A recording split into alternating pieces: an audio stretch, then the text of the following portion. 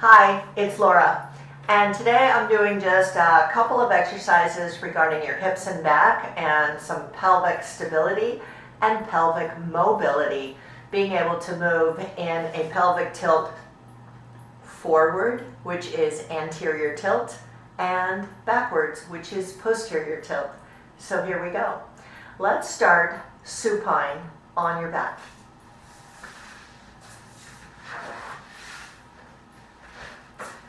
Okay, so neutral spine is with a little bit of an S curve in your back.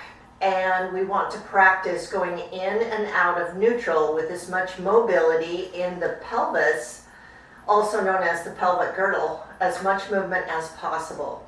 So try not to use your legs to push, because you can push from your feet and change your position. But you want to pull in with your abs and tilt that pelvis up and back. So this is actually a posterior tilt, which flattens my low back. And we want to be able to do that breathing in through the rib cage with a nice deep breath. And then posterior tilt, breathing out and relax. So let's try it again. Take a deep breath in through the rib cage. Posterior tilt, and slowly breathe out. Now to do the opposite, we go into an anterior tilt, making a large space under your low back in your lumbar region. So if we have too much space there, it's called lumbar lordosis. And we don't want too much space when you are in neutral spine or working with any kind of load like exercising.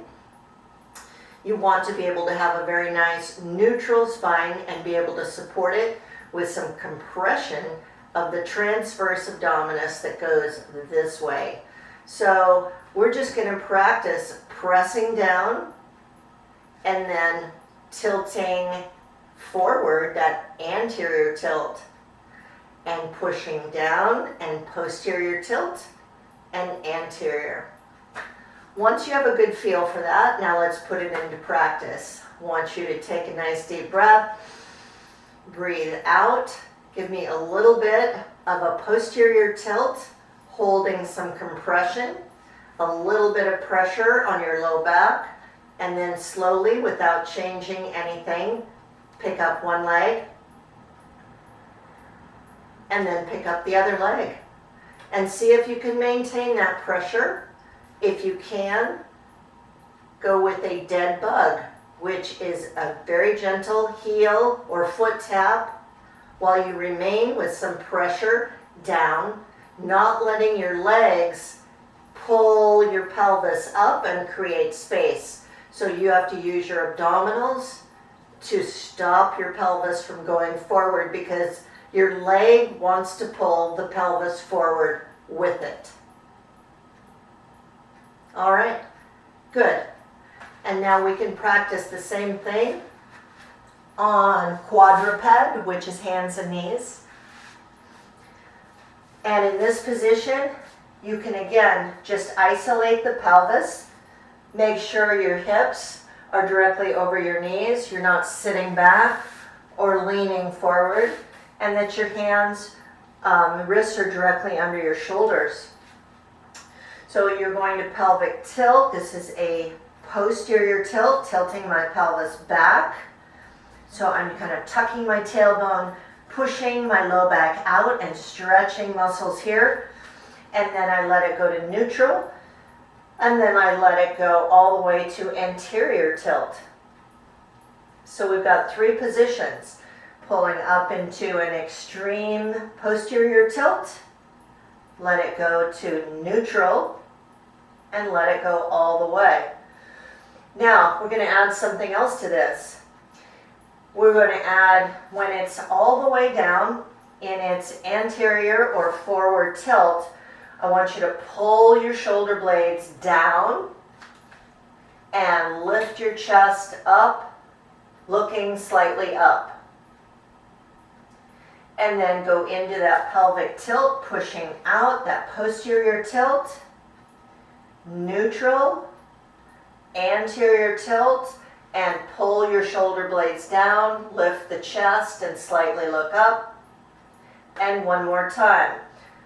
Posterior pelvic tilt, neutral, anterior tilt, and I'm pulling the shoulder blades down, lifting the chest. Very good. All right, next exercise for the hips, hip hurdles. So lay all the way down nice and straight. Use your hand in front of you for some stability. You're going to lift your foot up maybe a foot from the other leg. We're going to actually jump up and over, hurdling the lower leg. You're going to internally rotate your thigh, which makes your toes turn down, and you're going to tap in front of that foot, hurdle up and over, keep your knees straight, tap behind. Continually having this internal rotation in this hip. So don't make it come just from the ankle pulling your toe down. Make it come from rotating your hip. Tap in front, tap behind, and it's very important that your hips stay very straight, stacked on top of each side, and that you do not want to roll back and forth. No rolling at all. And you also don't want to pelvic tilt, an anterior tilt, and arch your back to be able to get your leg back there. So I want you to do 10 of these. Here we go. 1, 2, 3, 4, 5, 6, 7, 8, 9, 10. Give it a little rest. Now we're going to do the opposite. We're going to externally rotate, and my heel is going to tap down in front and down in back. If you can't quite touch the floor, don't cheat and roll front and back. Just know that you're going to be working on that greater range. So all your goal is always core stability and control. All right, 5 more of these. 1, 2, 3, 4, 5. Good. And now we have to do the other side. So set yourself up. Nice and straight. Abs are in. Put your back in the position you want, which should be neutral spine. Lift your leg up. Internally rotate from the hip, and here we go for 10. 1, 2, 3, 4, 5, 6, 7, 8, 9, and 10. When you get good at these, I want you to double the number that you're doing. And now we externally rotate. Remember, it comes from the top of the thigh and in the hip.